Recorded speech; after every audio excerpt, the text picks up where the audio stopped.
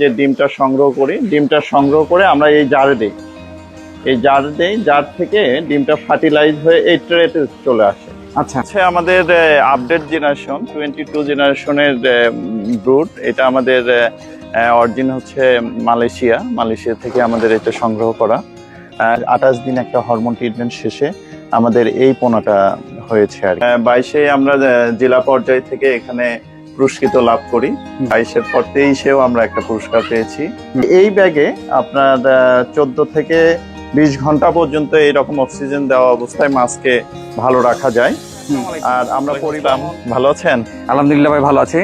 Project দেখতে আমরা আসছি এবং আমাদের দর্শকদেরকে আসলে দেখানোর জন্য আসছি।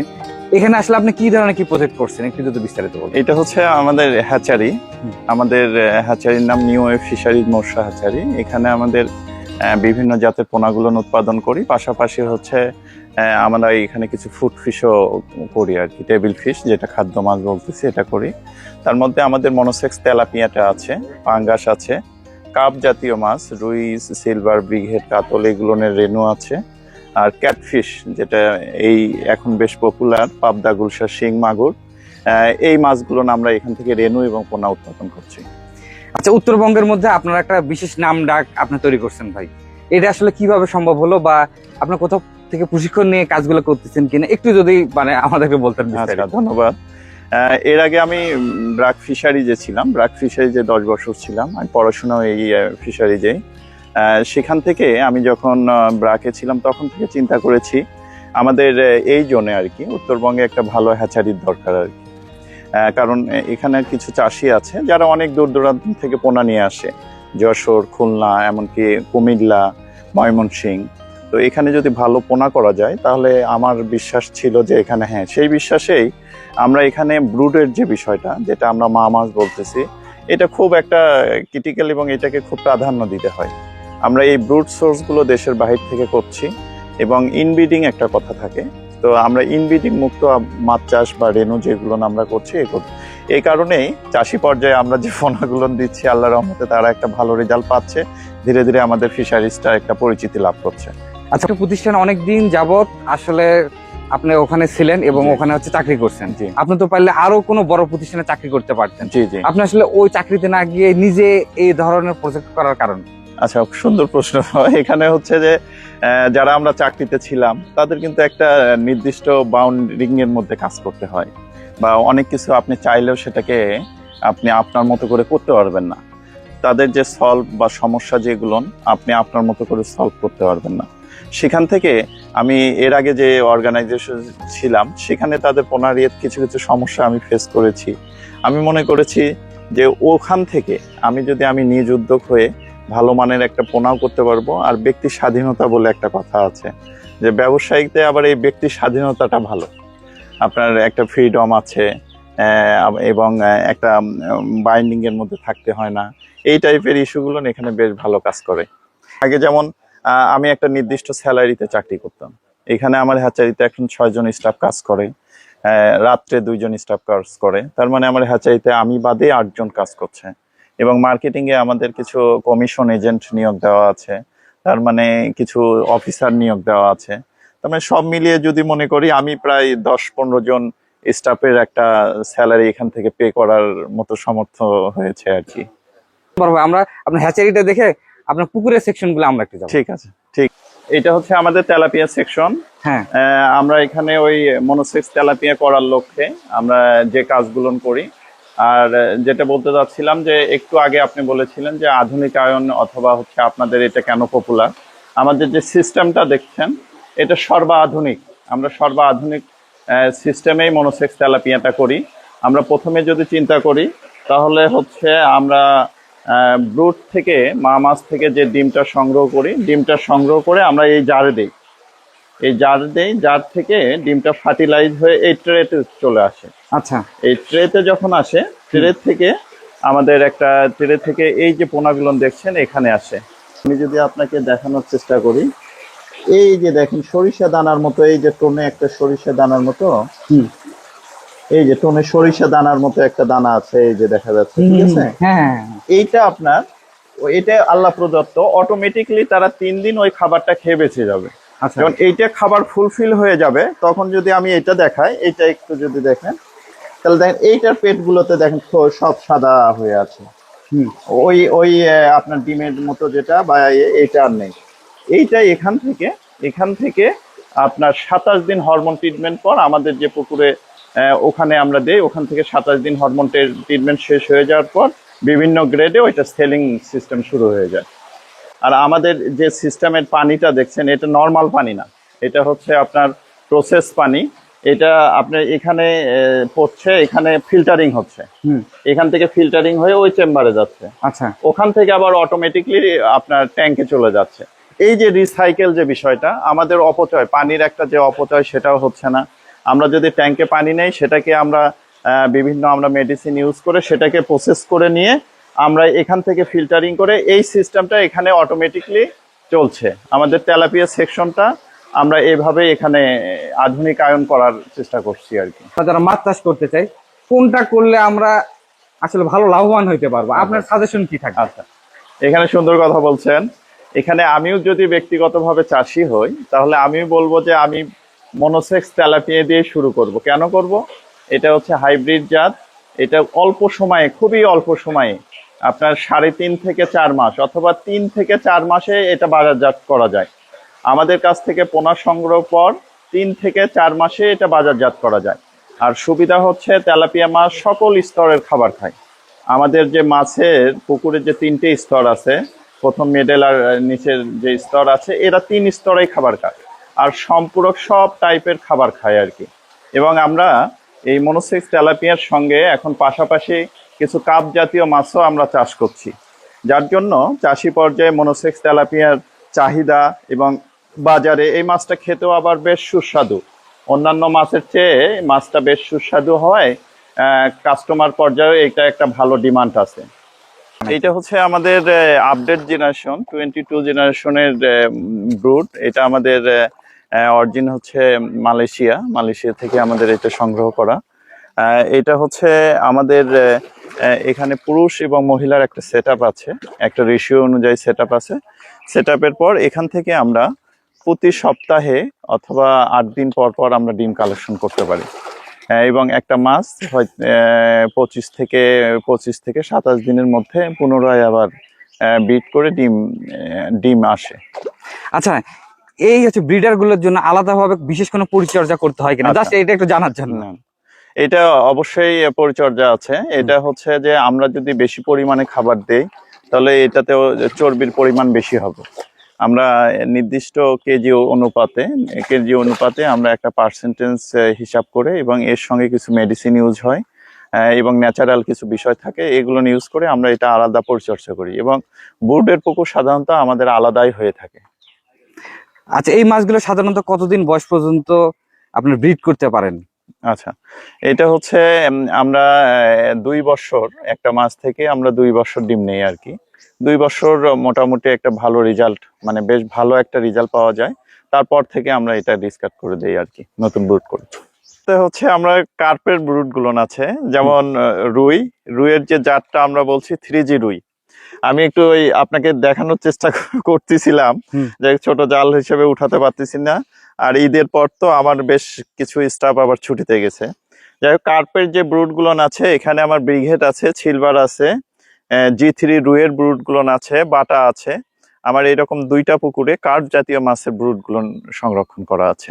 আর এখানে ছোট ছোট আসলে পুকুরের মতো করা, ওই পাশে আবার ওই রকম বিশাল বড় এরিয়া ভাই আপনার, জি, একটু বিস্তারিত বলতেন এখানে কি সিস্টেমের কিভাবে কাজ হচ্ছে? আচ্ছা, এর আগে আমরা হ্যাচারিতে দেখালাম যে হ্যাচারিতে ডিমটা থেকে আমরা ফার্টিলাইজ করে ওখান থেকে যে পোনাটা, সেটা আমরা এখানে হচ্ছে হরমোন ট্রিটমেন্ট দেই। আমরা মনোসেক্স যে বিষয়টা বলছি যে এক লিঙ্গ এবং তেলাপিয়ার ক্ষেত্রে আমরা পুরুষ করার জন্য এটাকে হরমোন ট্রিটমেন্ট দিয়ে এখান থেকে 27 দিন এখানে একটা নির্দিষ্ট পরিমাণে রেণু আমরা দিয়ে এখান থেকে আমরা 27 দিন পর এখানে সেলাবল করি। এইরকম হরমোন পুকুর আমার এখানে 3টা আছে। এটা হলো 4, 8 আর হচ্ছে 7 নাম্বার, 3টা পুকুরে আমরা হরমোন করি। আচ্ছা, এখানে মোট কতটা পুকুর আছে আপনার? আমার টোটাল পুকুর হচ্ছে 12টা। আর সবগুলোতেই কি আপনার এখান থেকে হরমোন সংগ্রহ করতেছেন? না, সবগুলো না, আমরা 3টা পুকুরে এই হরমোন ট্রিটমেন্ট দিচ্ছি। আর এটাতে যেমন আমার ডান পাশে 5 নাম্বার পুকুরে, এটাতে গুলশা, পাবদা এবং শিঙের ব্রুড গুলো সংরক্ষণ করা আছে। আচ্ছা ভাই, আর একটা কথা, আপনি এখান থেকে আসলে পোনাগুলো সেল করতেছেন। জি আপনার মতো কোনো ভাই যদি এরকম উদ্যোগ নিতে চায়, জি আসলে তারা কিভাবে নিতে পারবে? জাস্ট একটু আপনার কাছে শেখা। জি, এটা যদি উদ্যোগ নিতে চায় তাহলে আমার সঙ্গেও যদি যোগাযোগ করে, আমিও তাকে ভালো একটা পরামর্শ দিতে পারবো। এবং আপনি তো অন্তত দেখে গেলেন যে এখানে একটা জমি লাগে আর কি, পুকুর হ্যাচারি ব্যবস্থাপনা যদি থাকে তাহলে উদ্যোক্তা হিসাবে আমার সহযোগিতা থাকবে। এখানে ফিশারিজ মৎস্য কর্মকর্তা যারা আছে তারাও এই ব্যাপারগুলোতে বেশ সহযোগিতা করে আর কি। যেহেতু আপনি বললেন তেলাপিয়া মাছের গ্রোথ সবচেয়ে বেশি জি এবং লাভবান হওয়ার সম্ভাবনা সবচেয়ে বেশি, আমরা মোটামুটি পুকুর ব্যবস্থাপনা কেমন হওয়া উচিত এবং কি ধরনের ইনভেস্ট করা উচিত?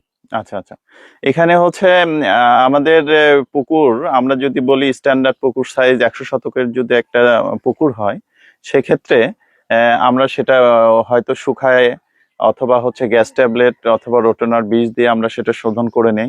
শোধন করে নেওয়ার পর চুন, কিছু রাসায়নিক সার দিয়ে পানিতে প্লান্টন করে ওখানে আমরা পোনাটা মজুত করব, প্রথমে নার্সিং করব।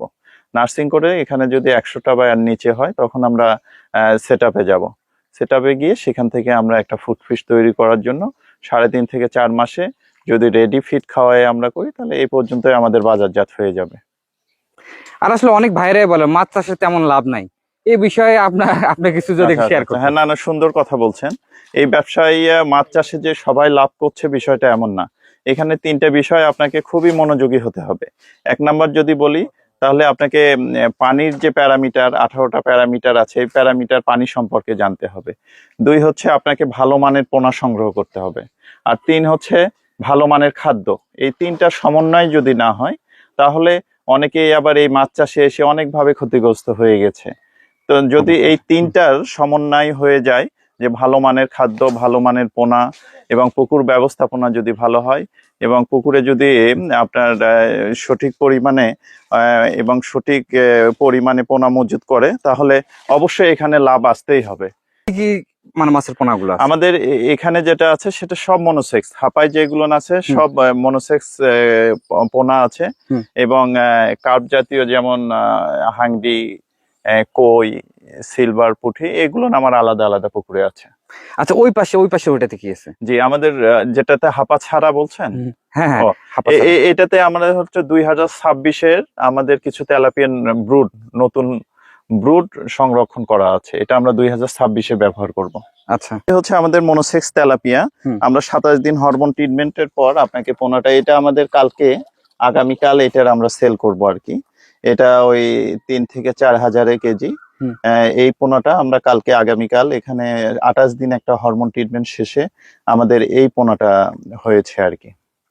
শুনবে আসলে পরিবহনটা আপনারা কিভাবে কি করেন? অনেকে তো দেখা যায় দূর থেকে ভাই মাছ নিতে চায়। জি, এখানে হচ্ছে আমরা মনোসেক্স তেলাপিয়া এবং কার্প জাতীয় মাছের যে পোনাগুলো দেই, আমাদের নির্দিষ্ট কোম্পানির ব্যাগে আমরা প্যাকেজিং করি।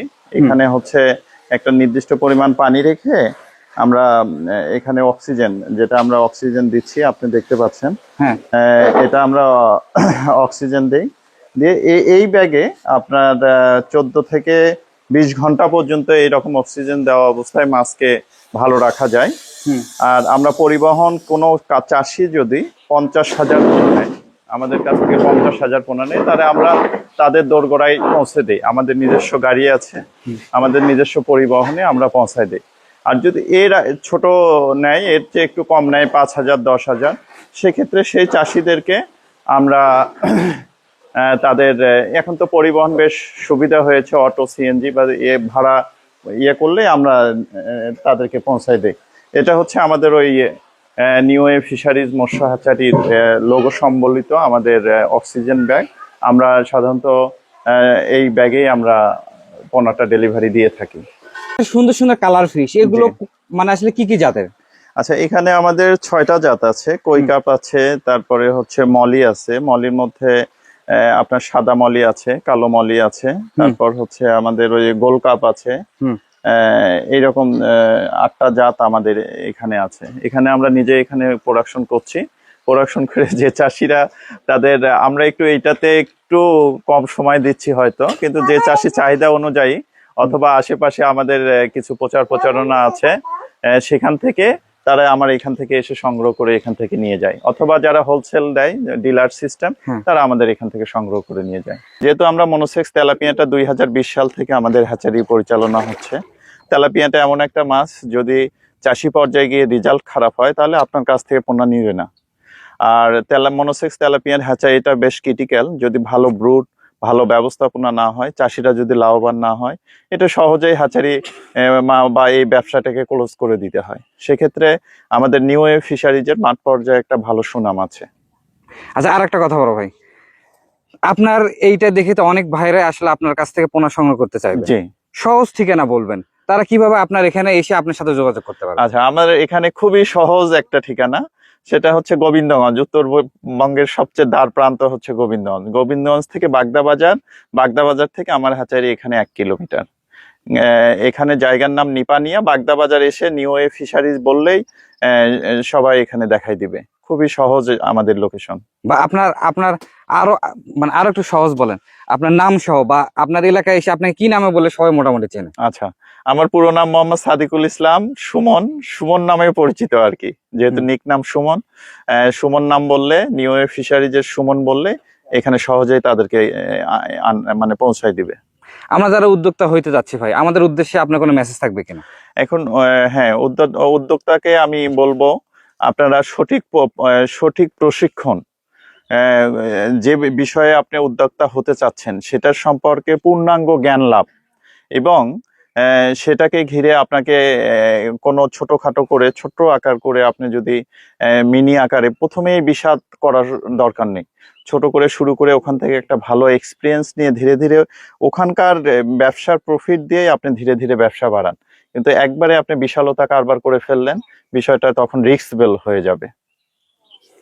আচ্ছা বড় ভাই, এত রোদের মধ্যে আজকে 32°C তাপমাত্রা, ঈদের পরেই, তা এটা 2025 সাল, আপনি আমাদেরকে সময় দিলেন এত গরমের মাঝেও।